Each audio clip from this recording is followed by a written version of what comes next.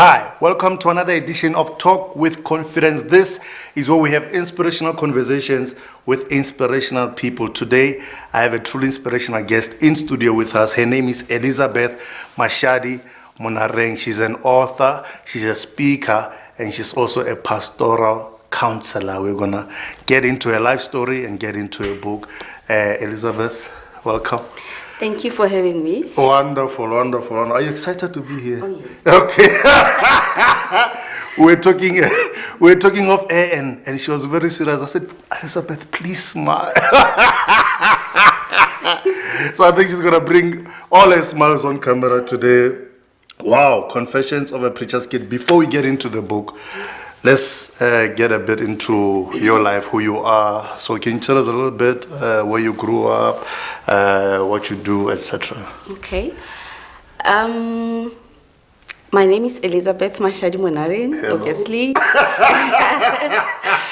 I grew up in Soshanguve. I'm a PK, as with the book. Kid, yeah. Yes, a preacher's kid. I am a sister, a mother, a daughter, and a friend to many. I'm a nurse by profession, an ICU nurse working in Papua New Guinea. And I've just discovered that I'm an author. Wow. And I'm a pastoral counselor, still continuing, still enjoying the learning process. Wow. So you're still in the studying. You're still studying that, okay? Yes. Wonderful. Yeah, I am. All right, wonderful. Confessions of a Preacher's Kid. So we've established that you are a preacher's kid. Yes. But what inspired you? I mean, there are a lot of preacher's kids, but they haven't authored books. What inspired you in particular to write this book? For me, it was the issue of finding yourself or finding your balance as a human being, and also noticing or realizing that you have a purpose and the calling of God upon your life. But now, how do you get into it when you are so far away from God?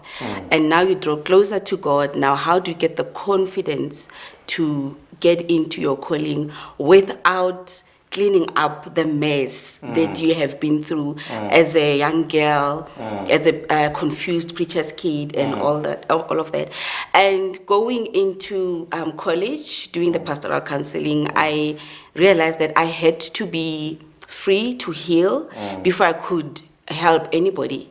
And as I was journaling, going through the healing process, I just thought this could be a book. Wow. But the main issue or the main thing happened when there was one of my colleagues at work who used to, I think he was mocking me, or he thought he was mocking me or something, like, I don't know. And he would meet me on the passages and call me and be like, repent. And I'd be like, okay. And one day he would be like, Elizabeth, Jesus loves you. I'm like, okay. And this particular day, for some reason, we met on the corridors and he was like, Elizabeth, the preacher's daughter, And I thought, Yeah, there's something. So when I met with my friend Judith Munyarike, we used to meet every Sunday in Papua New Guinea. She's from Zimbabwe, and we were like comfort sisters, comforting each other, praying together, talking and all. So this afternoon, Sunday, we went for our brunch as usual, and I'm like, my friend, this guy today said something. He called me the preacher's daughter. And both of us, we, when you are like, I want to tell you something, and she's like, I want to tell you something, only to find we were both saying, maybe we should put it in a book. Wow. And we sat down and we were brainstorming the book. And I'm thinking in my head, a book. I don't see myself writing a book. Yeah. But then the healing process, the journaling, and all the content I have learned that I was putting into practice came to my mind to say, actually, there is a preacher's kid out there who has or who needs to realize their purpose, or maybe realize their purpose, but too embarrassed to come back and to say, hey, this is me, and this is what I feel God has called me to do. And where do I start when I have messed up so much, or when I have been away for so long? So that's when I started writing the book. Wow. I mean, being a preacher's kid, I presume there are a lot of pressures. Oh, yes. What are some of those pressures that come with being a preacher's kid? Mainly your behavior. There are expectations as to how you should carry yourself. It's enough to have expectations on how you should carry yourself as a woman in the society, but then top it up with being a preacher's kid. Now everything changes. The reputation of your parents becomes your weight somehow. Even without them saying it, you can It's sense, implied. you can see it, you can feel it. You know, and sometimes when they discipline you, you can even hear the frustration in their voices.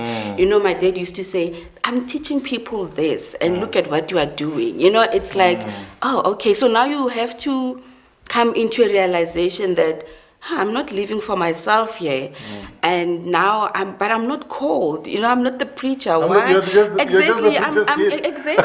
So I want to be a normal child. I want to be me. I want to be a normal teenager. You know, I want to be naughty like any other child, but you can't because whatever you do, there's somebody looking, and whatever they see in you, they somehow transfer it to your parents, or they identify your parents by what you are doing. So whatever they are saying doesn't have weight because of whatever you are doing, which is contradictory to what they are saying. So yeah. Wow, that sounds like a lot of pressure. No, it is. And from a preacher's point of view, do you think a lot of preachers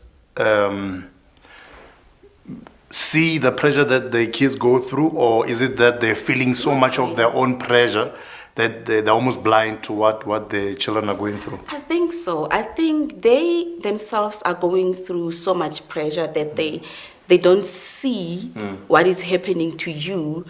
It's like everything is about them wanting to be pleasing God in every way, wanting to be teaching or raising their children in the ways of the Lord, and they don't see you. It's all about I'm conscious. You know, there is this pressure when you begin to say, not even being a preacher or anything, when you begin to say I'm born again. It's like now all eyes are on you, and you can feel it. You are aware, and that awareness creates unnecessary pressure because now you don't even have time to learn through life. You are just guiding yourself too much that you are even robbing yourself the essence of the relationship that you have with the Father and the Son and the Holy Spirit. You don't have time to nurture that because you are so much consumed into this new role or new behavioral behavior that now you must step into, and you don't trust yourself to be doing it. Everybody's looking at you. Everybody's giving you a sentence to say, oh no, it will die in 3 months, or it will, no, we'll see how far it goes. So that awareness it's a problem, and I think they also go through that. So what I'm hearing as well is there's a lot of performance. There's a need to perform. Yes. Almost like the expectation from society because of the title that the preacher has, and you as a preacher's kid, there's a script. Oh yes. Predetermined script that Exactly. perform to the script This way. or else you're not authentic in the position that you're in. Yeah. In writing the book, how long did it take you from the day you started and the day that you dotted the last I in the book? You know, the healing journey started in 2014 when I started doing my first year as a pastoral counselor. And in 2015, in my second year, it was intense because now it was me saying, okay, Lord, I am healing. I am this far, but now how do I come out? How do I live into this healing and this forgiveness and this love relationship that I am now experiencing with you without wondering if anybody is ticking a box of my past. And I stopped journaling for some time. I actually even dropped out of college for some time. In 2016, it was like you make a decision. You either leave this thing, you don't need to just go about telling everybody that you are a pastoral counselor or anything. It can just be for your healing, and you can live it. Like, there's no pressure. You have a job, and there's no need for you to preach anyway. You can have a relationship and relax. That's what I thought. And I had to go back. I just felt the need to go back to studying in 2016. And that's the time I started the book. It was in 2016, January.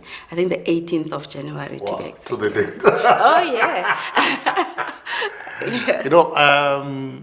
I speak with a lot of authors, and as an author myself, there is a lot of healing that comes through the pen itself. And did you find that in writing the book?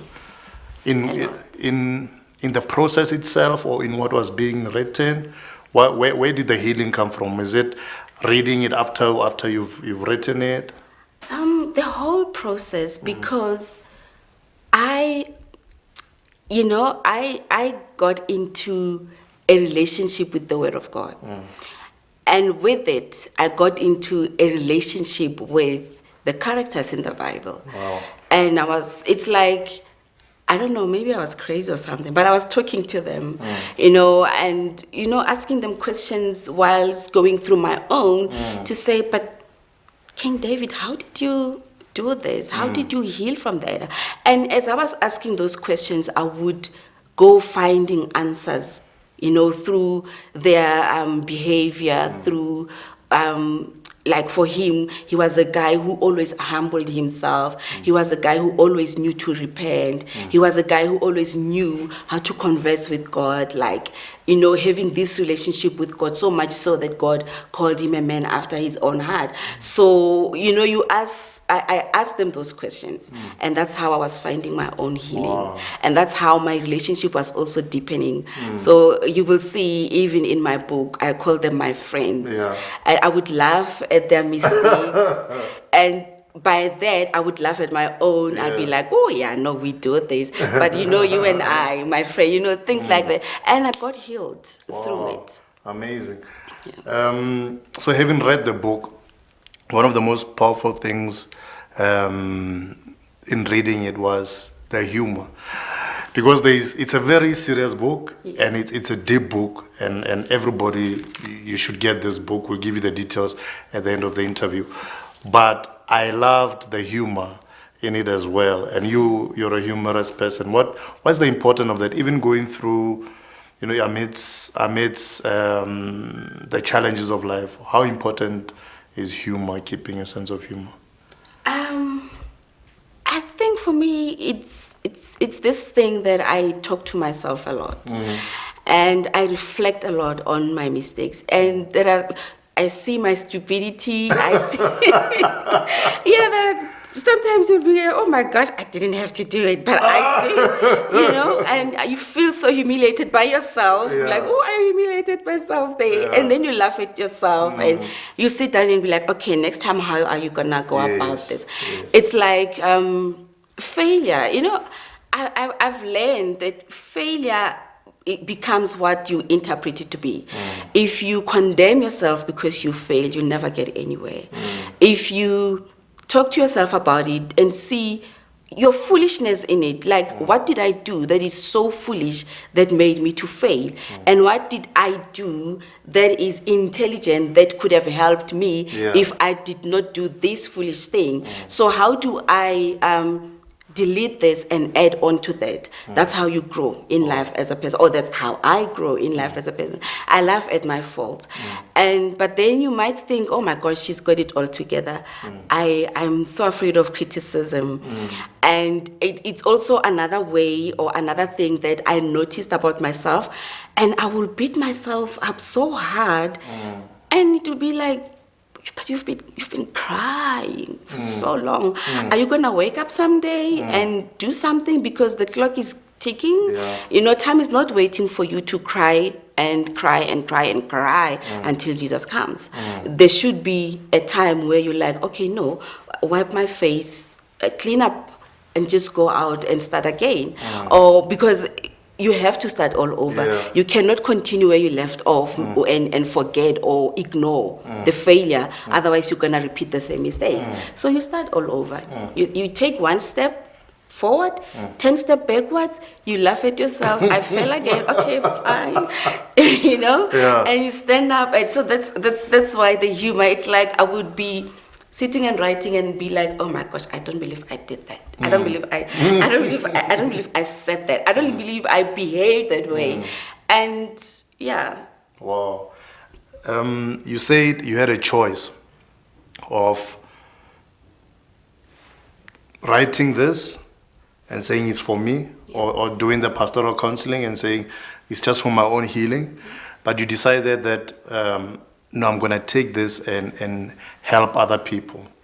What pushed you to that decision? Because I believe there are a lot of people with books inside of them, stories inside of them, but they've opted for the other option of, if I've got my journal, it's a journal just for me.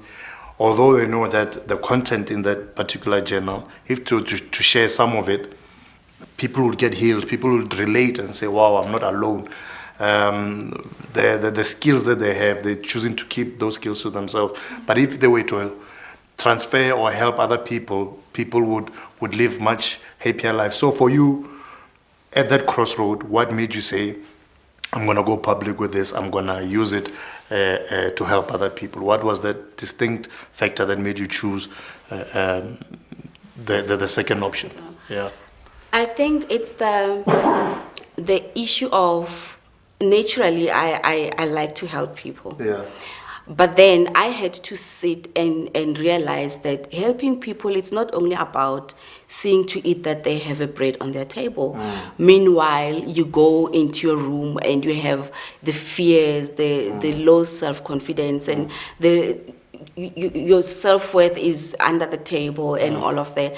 And the only way to in a way, it was like helping myself whilst helping others. And the only way to do that is to strip off the fear of not being naked. You know, like Adam and Eve, when they noticed that they were naked, they hid themselves. That is not the thing. God wanted them there so that He could clothe them. Yeah. But they hid themselves because they were ashamed. They felt guilty. So I had to make a decision that, am I going to live in private guilt and private shame and pretend as if I woke up one day and I found Jesus standing next to my bed and we just decided we're going to have this relationship and it's over. Oh, wow, I'm going to heaven. Or am I going to say, okay, I'm naked.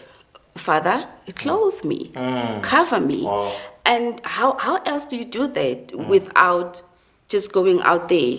You can't be hidden and be like, I'm naked, cover me, and nobody can find you. Just get out there and be covered. And let everybody or somebody see that, okay, I'm naked, but there is a God who is so full of warmth that He wants to cover you. You don't need to be hidden, because then that will keep you more into the pit. The pit of, I hate guilt. I'm sure you've seen as you went through the book. I hate guilt. I hate shame.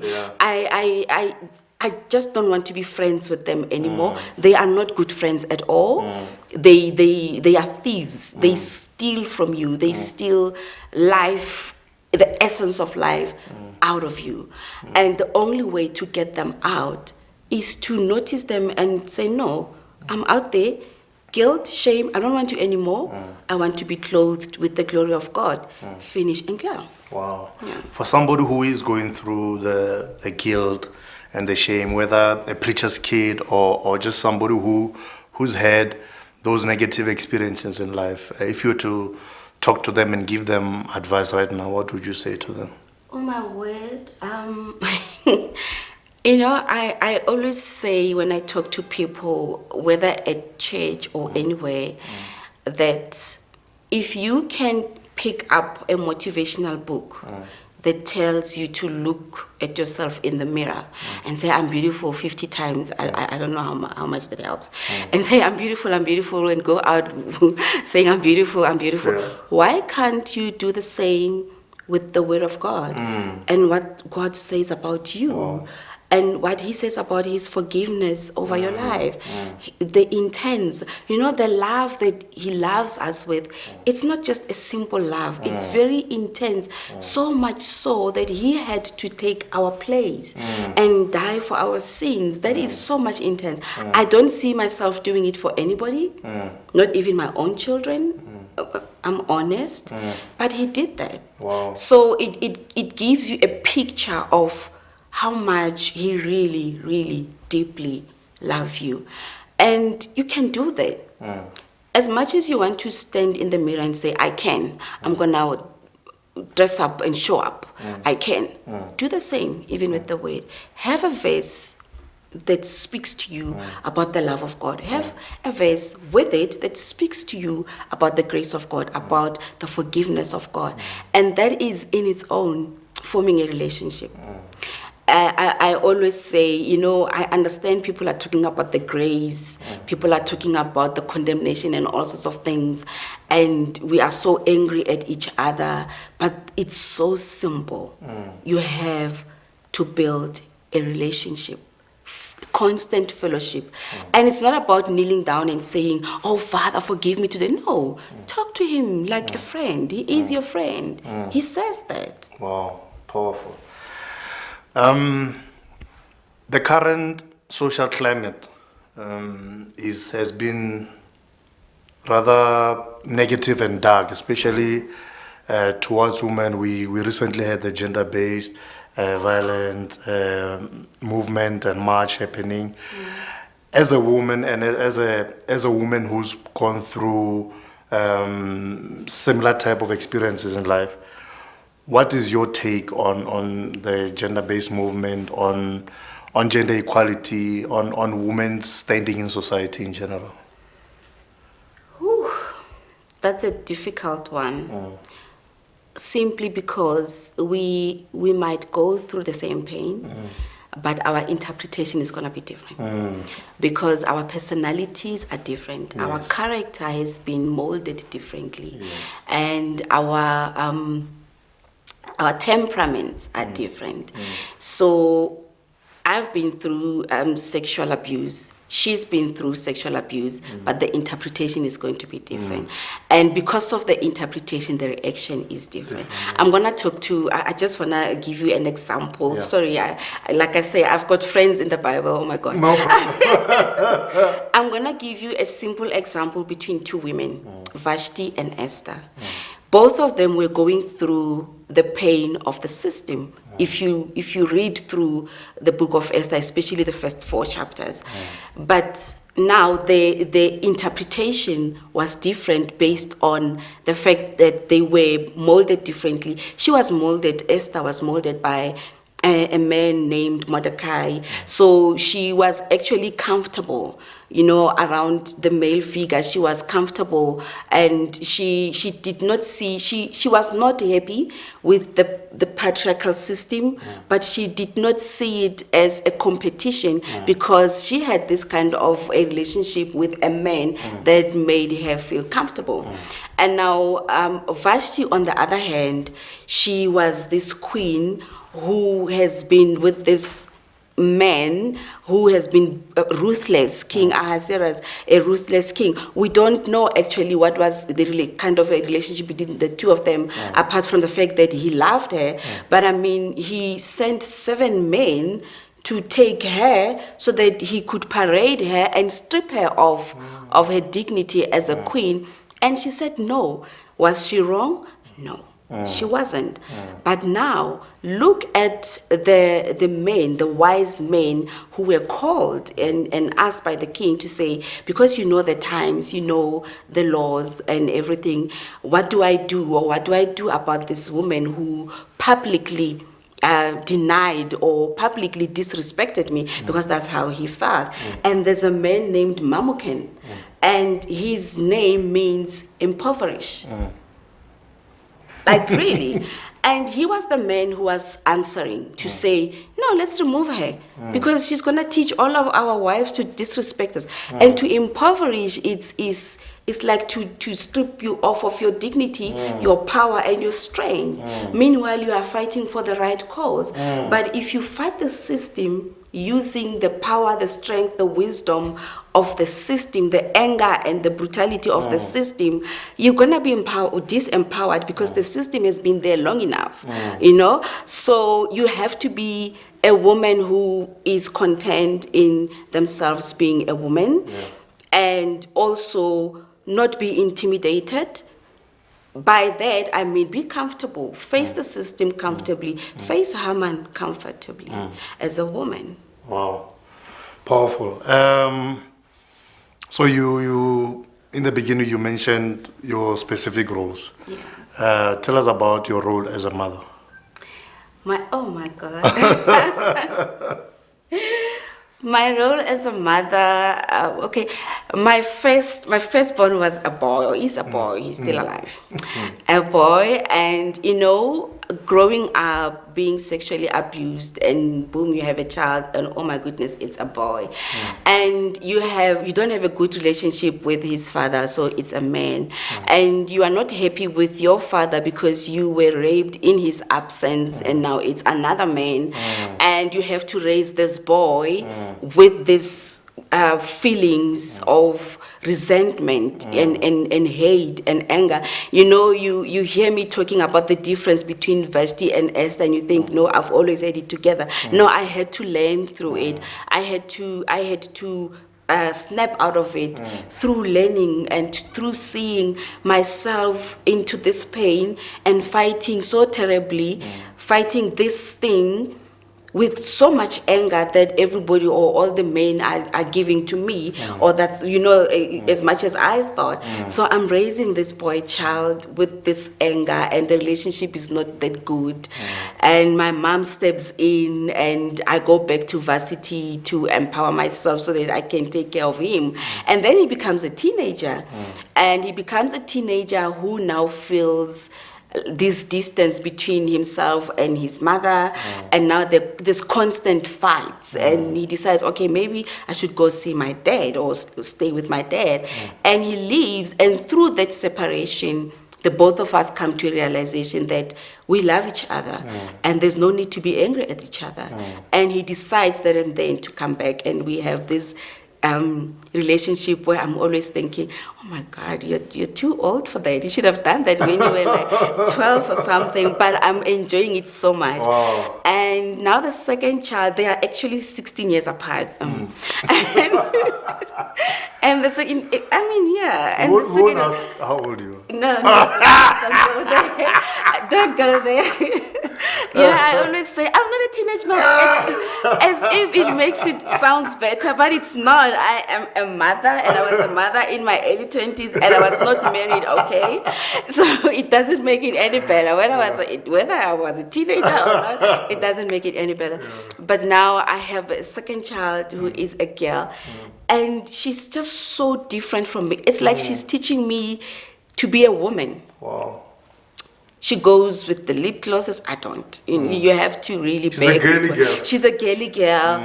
And even the way she carries herself, she's a huggy, touchy person, and I want my space. You know, I've been so rejected for so long that it's okay to be on my own, and she does not allow me to do that. Wow. And through her, I'm learning to be like, oh, okay, so I can be myself. I mean, I'm. Yeah, as you say, I'm a humorous person. I'm a loving person, and it's okay to take it out there in love. It is okay. And so she's actually teaching me. It's like I'm learning afresh to be a mother from a woman. She's gonna be a woman. She's a girl, but she's gonna be a woman. Yeah. So it's like I'm having this girl-to-girl relationship with her that is changing my view and my perception of myself as a woman. Wow, beautiful. So from mother now to your profession. So you're growing in your professional career. So you started out as a nurse. You're still a nurse, but you're studying pastoral counseling, And then I believe you've even started doing mental wellness workshops. Can you tell us a little bit about that? Okay, with that, my college is, I think my college lecturers are gonna kill me, but I have to say this. You know, I'm also completing my honors in psychology, applied psychology. Oh, so that is where all my mental health and wellness talks are coming from. Also, a lot of it from my pastoral counseling as well, because now I've done my diploma, I'm busy with my degree, and the very, very first assignment I had to do had a lot of mental health. I think the second one, the illness and pastoral care, it had a lot of mental health and wellness in it. And also with it, there was a lot of, healing is a journey. It's not, you can't say, no, I've written this book and it's about healing from guilt and shame, I'm okay, anger, resentment, oh, I'm okay. No, you have to stay healthy. How do you maintain that mental health? It's a constant decision, a daily decision that you have to take. So yeah, that's where I am now. Wonderful. If God willing, I will be doing my master's in wellness, health, wellness, and developmental psychology. That's awesome. Very soon, yeah. That's awesome. So do you work with corporates or teams, or in the corporate space where you help them with mental wellness and corporate culture? Yes, by default. By default, because in our team in Papua New Guinea, we had to do a lot of community development stuff, mainly about infectious diseases. I'm being employed as a critical care nurse, okay? And one day, one of the guys from the Rotary Club, who was a president at the time, came in to visit our doctor, who is our team leader. And Dr. Barbara, she's actually one of the people who wrote acknowledgements. And then she was so excited because it was just after I had come back from the injury, and also the book was just out at the time. And she was telling him, oh, she wrote a book about this. And he picked up the book and paged through it, and he saw things like guilt, shame, self-condemnation, and he put the book down, and then he said, so it means you can talk to us about mental health. And I was like, yeah. I was just completing my assignment, and it was just, I got the results back. I did well in it. Exactly. And I'm busy with my neuropsychology, my neurobiological psychology subject as well in my honors level. I'm like, no, I can do it. Yeah. And it was just a talk, and it was just outside of what we are doing. Our mandate as a trauma team, critical care / trauma team in Papua New Guinea. But then he continues to speak to my team lead, who's like, oh my God, no, she can do it. And they set up dates, and boom, I was there. At the Rotary Club in their meeting talking about mental health. And one of the guys, Dr. Tinde, who is, I think, dealing with the education, coordinating capacity development for the university there in Ley, said to me, I think I need to get you to come and talk to us about this topic. And fine. So I gave him Dr. Barbara's details because she's the team lead, and she took the invite to our managers. For some reason, they said yes. So I went and I spoke about mental health. And then after that, she went back to the Rotary Club to say, no, we have to have her back. Wow. So I had Must to have go been back. So they say, and now this time, I think with him, it was intense because they wanted me to be there for half a day, which we can't. But I don't know what happened. The managers just said yes. So I went for half a day and I did the talk. Afterwards, he said, she gave us too much, more than she gave us the first time here in the Rotary Club. So I think we need to have her back until she completes everything that she did during that half a day with us at the university. And I went for the second time. Wow. Yeah. So is it an aspect of your professional career that you're looking to grow? Wonderful. I understand that your website is underway. ElizabethMonareng.com. And it's making me smile. Wonderful. I mean, as you're speaking, I'm seeing career growth. I'm seeing growth spiritually, growth as a woman, growth as a daughter, growth as a mother, and I'm seeing you becoming. This is just the beginning. I'm seeing you becoming a globally impactful speaker, author. And why I'm saying that is that, this is a first book, but there's another book that you speak to, in which you speak to particularly women's issues, and so that's the second baby. Oh yes, I'm so excited. I'm so excited about the second baby because, oh my goodness, it's gonna deliver us from the resentment against the patriarchy system. It's just a system, and we can change it. And for us to change it, we don't fight men. We change it within ourselves first, and then it will come out. It will just. Oh, I'm so excited about the second baby. I think we're gonna have you when you publish that book. We're gonna have you back so that we can talk about it. Final question: describe Mashadi, Elizabeth Monareng in 10 years' time. What's your vision? 10 years' time? What do you want to be doing? How old will you be? I'm joking. I'll be 15, okay? In 10 years' time, I'll be 15, turning 16. Okay. So what do you want to be doing? What the lives you want to be impacting? How many books will you have published by then? I think my success is not going to be that important if I don't have a group of women with me. Successful. And success, I don't mean your academic success. I don't mean your financial success, because all of those are just additions.